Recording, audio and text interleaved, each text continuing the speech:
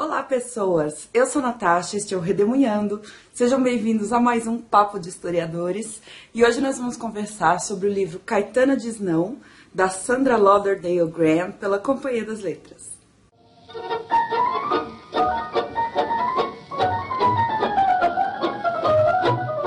Bom, eu li esse livro com algumas pessoas do grupo Papo de Historiadores, que é um grupo que a gente tem no WhatsApp. Foi um livro que eu fiquei conhecendo pelo canal Apologia da História, o canal do Washington. Eu não sei se está ativo o canal dele. Se estiver, e se o vídeo do Caetano estiver lá, eu vou deixar embaixo na descrição. E me interessei demais, tanto que eu acabei pedindo para a Companhia das Letras, por meio da nossa parceria, que eles me enviassem esse livro. A autora, Sandra Lauderdale Graham, é norte-americana, doutora em História pela Universidade do Texas, e o texto desse livro foi publicado em 2002, aqui no Brasil, pela companhia. O livro tem um cenário que se passa no Brasil rural do século XIX, mais especificamente o Vale do Paraíba, que envolve uma região de São Paulo e do Rio de Janeiro. É a minha região, aqui em São José dos Campos. É uma região bastante famosa pela cafeicultura, no momento em que a produção cafeeira ainda estava mais conectada com o escravismo do que com o trabalho imigrante. Os dois casos que são contados aqui nesse livro se passam antes da abolição da escravidão, então antes de 1888, e é o momento em que a cafeicultura está em alta. Basicamente, são duas histórias de mulheres no contexto escravista do Brasil. O subtítulo do livro é Histórias de Mulheres na Sociedade Escravista Brasileira. Essas duas histórias são independentes, separadas entre si por alguns anos, e as suas protagonistas têm papéis muito diferentes dentro das engrenagens da escravidão brasileira. E embora as duas histórias, que eu já vou falar do que exatamente se tratam, sejam muito diferentes entre si, sejam independentes entre si, os contrastes entre elas servem para mostrar algumas semelhanças, como alguns laços coesivos da cultura e também, é claro, as variações que existiam dentro da mesma cultura brasileira, cafeicultora, escravista. O método que a historiadora usa aqui é o método da microhistória, que ficou famoso com o livro do Carlo Ginzburg, O Queijo e os Vermes, em que geralmente você pega um documento ou alguns poucos documentos e analisa esses documentos de forma exaustiva, mas não fica só nos documentos, você amplia a visão a partir deles. A definição da Wikipédia de microhistória é muito legal. Fala o seguinte: numa escala de observação reduzida, a análise desenvolve-se a partir de uma exploração exaustiva das fontes. Contempla temáticas ligadas ao cotidiano de comunidades específicas, nesse caso o Vale do Paraíba, geográfica ou sociologicamente, as situações limite e as biografias ligadas à reconstituição de microcontextos ou dedicadas a personagens extremos, geralmente figuras anônimas que passariam despercebidas na multidão. O Caetana Diz Não tem bastante disso. As duas mulheres protagonistas não são conhecidas do público, são mulheres comuns, mas que possuem alguma peculiaridade na história e que ficou registrada. E a partir dessas histórias você consegue encontrar brechas naquela história muito generalizante que a gente aprende nos livros e na escola. Então vamos, a primeira história chama-se Caetana Diz Não, é a história que dá nome ao livro, e o subtítulo é O Patriarcado Perturbado. A história se passa em 1835, você tem dois noivos, que são pessoas escravizadas, Caetana com cerca de 17 anos, e Custódio, que tem 20 e tantos anos, a gente não sabe exatamente a idade deles, porque isso não era comumente registrado. O que aconteceu foi que o proprietário dos noivos arranjou o casamento entre eles, sem consultar a Caetana, que é a noiva, e ela não queria se casar de jeito nenhum. Ela não queria se casar com o Custódio, mas ela também não queria se casar em geral. Ela sentia uma grande repugnância ao estado de matrimônio, é a frase que ela usa. E aí, eles se casam e a Caetana consegue, de alguma maneira, convencer o seu proprietário de que ela não quer casar e de que é necessário anular esse casamento. E o proprietário da Caetana aceita. Ele entra com um processo para anular o casamento da Caetana com o Custódio. E esse processo é um caso único de anulação de casamento entre escravizados, que a autora tem encontrado, pelo menos. É um caso que demorou de 1836 até 1840 para ser julgado. Lembrando que nessa época a questão do casamento era muito mais fixa do que atualmente. Casou na igreja significa que você deve ficar com a pessoa para o resto da sua vida.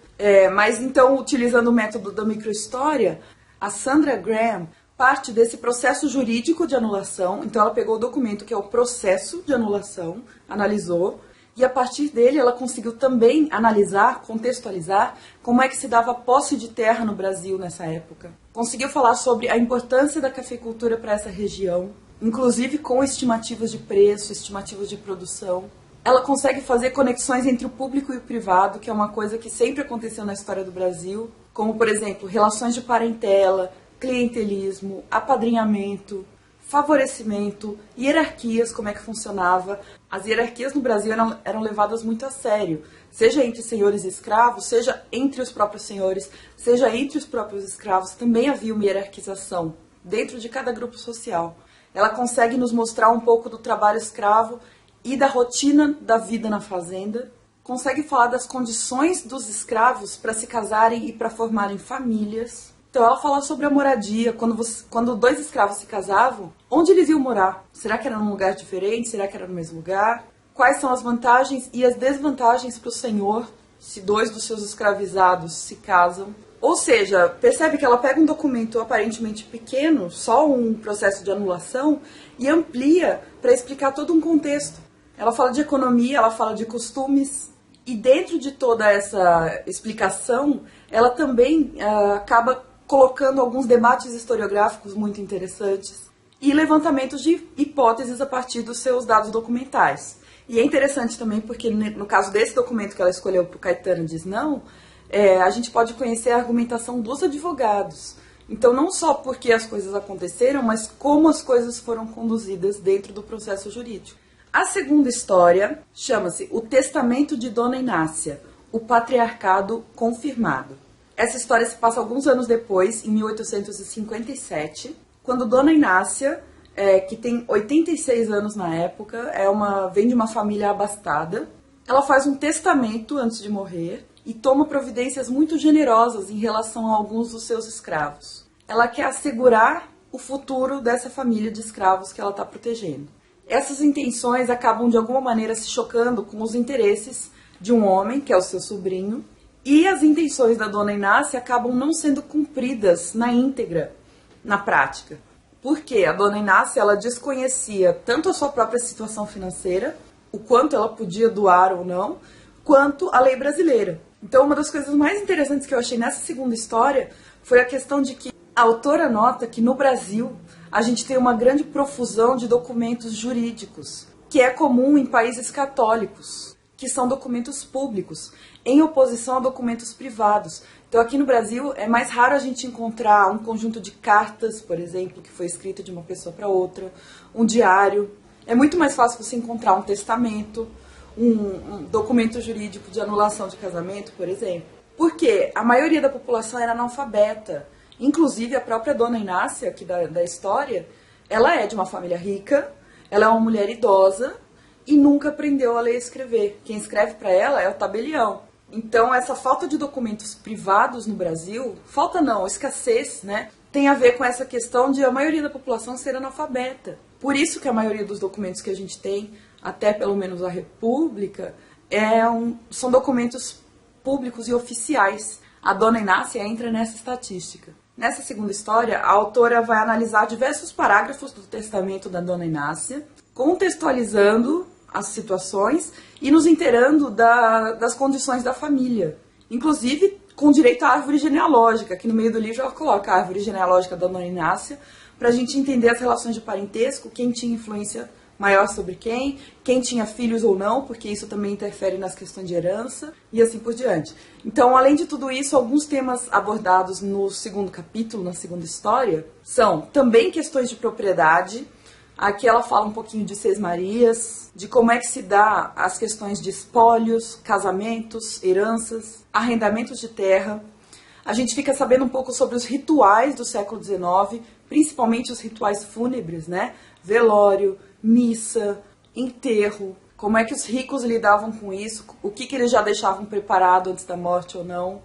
Dá pra gente discutir um pouco sobre a escolarização feminina, por exemplo, como o caso da Dona Inácia ser rica e analfabeta, por que isso acontecia. Dá pra falar sobre filhos ilegítimos, porque uma irmã da Dona Inácia tem um filho ilegítimo, e isso não é um grande fardo para ela nem para a família dela. E dá para comentar também sobre a libertação de escravos, sobre a prática da alforria. Então, no geral, o que esse livro quis trazer foi mostrar o funcionamento ambivalente de uma sociedade profundamente patriarcal e profundamente escravista. Porque pelas duas histórias a gente consegue perceber um poder patriarcal e um poder senhorial muito sufocantes, mas que permitem brechas de resistência. E eu acho que esse é o grande tchan do livro.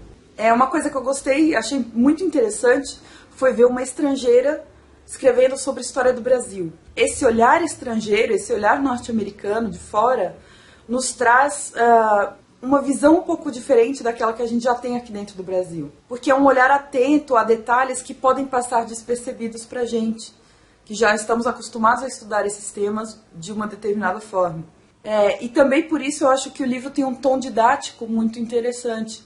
Explica sobre a cafeicultura, coisas que a gente talvez já saiba por ter estudado, ela tem que explicar para o público norte-americano no texto. E aí você acaba se inteirando do tema também. Os epílogos de cada história são bem curtinhos e eles oferecem um bom resumo do que foi analisado ali em cada uma das duas histórias. Dos assuntos abordados e das conclusões que a Sandra Lauderdale Graham chega ao longo do texto a partir dos dados que ela pesquisou. A documentação aqui é muito vasta, é muito diversificada. A gente tem desde a petição eclesiástica da anulação do casamento, da Caetana, e o testamento, até as fontes complementares. Outros testamentos, inventários, processos, cartas, códigos legais, e aí entram os códigos tanto civis quanto eclesiásticos, que eram bastante importantes no Brasil. Nos países de tradição católica em geral, a igreja, por muito tempo, funcionou como um censo. Então, os documentos eclesiásticos trazem dados muito interessantes. Ela usa estatísticas da província de São Paulo, que foram publicadas em 1830, se eu não me engano. Mapas, almanaques, memórias, fotografias, enfim. É muito bacana o trabalho que a Sandra fez aqui. Eu gostei dessa particularidade da documentação jurídica. Ela acaba se estendendo um pouquinho sobre esse assunto e que me foi muito útil. Ela diz, e é verdade, que os documentos jurídicos permitem conhecer as ações que aconteceram e a sua sequência, mas nem sempre a motivação. Então a gente às vezes não sabe o porquê a Caetana não quer casar. Isso pode ser um pouco angustiante, né? Ou a gente não sabe o porquê a Dona Inácia resolveu proteger aquela família de escravizados. Isso é um pouco o trabalho do historiador. A gente precisa saber lidar com os silêncios e com as lacunas, que são esses silêncios documentais. Algumas coisas a gente vai ter que lidar com o silêncio, com o vazio. Na página 11, que ela está explicando um pouquinho a introdução das coisas, ela diz que nenhuma das duas histórias nos foi deixada por completo e nenhuma delas é contada pelas próprias protagonistas. Então é claro que também é um ponto de vista externo e incompleto de alguma maneira. Então só para vocês saberem da edição, deixa eu dar uma folheadinha aqui para vocês, ó. Folha amarelada, aqui tá, ó, por exemplo, a árvore genealógica da Dona Inácia. A letra é bem boa, a margem tá ótima. Aqui a gente tem algumas fotografias, mapa e o texto, que é o principal.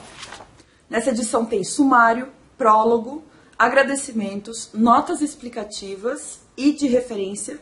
As notas estão no final do livro e não no rodapé. Tem os documentos que foram utilizados, tem uma reflexão final, que é muito legal. Nessa reflexão final ela discorre sobre o método que ela utilizou, esse da microhistória, e inclusive ela indica livros que a inspiraram, entre eles, claro, está o Queijo e os Vermes, como eu falei no começo. Além disso, o livro também coloca as abreviaturas, a lista de ilustrações, quadros e tabelas, a bibliografia e o índice remissivo, além das duas histórias.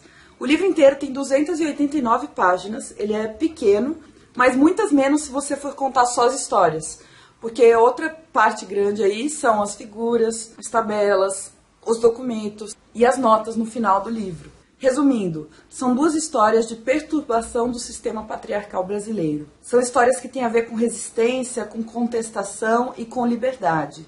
Por possuir uma pegada mais técnica, o texto é um pouco mais técnico, eu recomendo para um público um pouco mais acadêmico, que esteja interessado em algum dos temas que eu citei aqui. Seja escravidão, seja resistência, seja a condição feminina, seja a questão de propriedades de terra, embora haja alguns momentos em que a leitura fique extremamente agradável.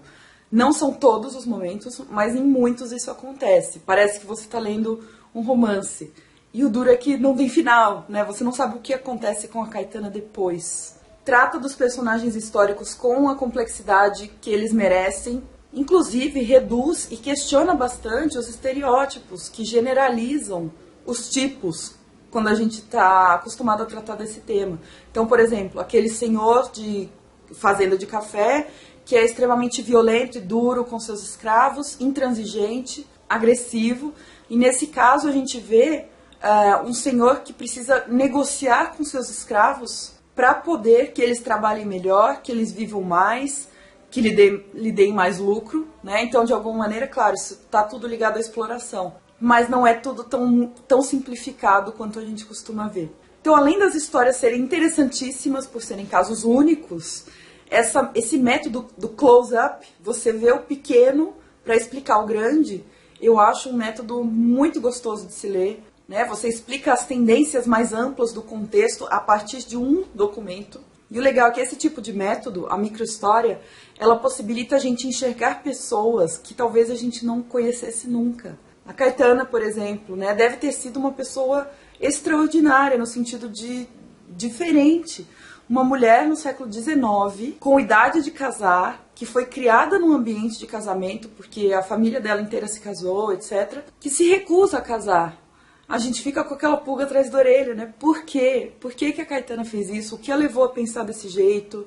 Será que ela depois se casou de novo ou não? Será que ela... Sei lá, pode ter acontecido tanta coisa. Então me dá essa pequena dorzinha no coração de não ter acesso ao final da história. O que aconteceu com a Caetana? No caso da segunda história, o que aconteceu com a família de escravos que a Dona Inácia quis beneficiar e acabou prejudicando de alguma maneira. E aí a gente fica pensando quantas histórias fantásticas a gente não perdeu porque não foram documentadas. Mas ao mesmo tempo a gente fica muito feliz e muito impressionado que histórias tão legais tenham sido registradas e que tenham chegado até a gente, né? Eu fico muito agradecida por isso. Que bom que existem algumas delas que foram registradas e que a gente conhece. Pelo menos uma brecha, pelo menos um buraquinho na fechadura ali. Certo, gente? Livro muito bom, principalmente para um público que cursa história, que gosta da parte mais acadêmica de história. Recomendadíssimo. Obrigada, Companhia das Letras, por ter me enviado o livro. Obrigada, Washington, pela recomendação. Obrigada, Papo de Historiadores, o pessoal do grupo, que sempre me anima a ler. A Jeane leu comigo. Um beijo. Deixa um joinha pra mim se você gostou do vídeo. Me conta aí embaixo se você se interessa por esse tema, se você já leu Caetana Diz Não. E a gente vai conversando, tá bom? Um beijo, até o próximo vídeo. Tchau.